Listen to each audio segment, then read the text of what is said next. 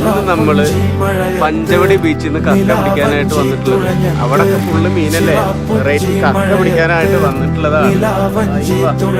അടിപൊളി പിടിക്കാൻ വേണ്ടി ഞാൻ മാത്രമല്ല വന്നിട്ടുള്ളത്. നമ്മുടെ 2-3 കൂട്ടുകാരന്മാരുണ്ട്, ഒക്കെ കഷ്ടപ്പെട്ട് വെള്ളത്തിലിട്ട് പിടിക്കാൻ.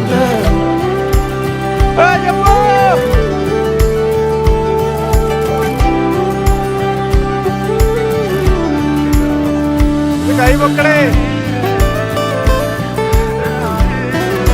ഞാൻ മാത്രമാണ് വെള്ളത്തേക്ക് ഇറങ്ങാത്തുള്ളൂ, ബാക്കിയുള്ള എല്ലാരും വെള്ളത്തിലാണ്.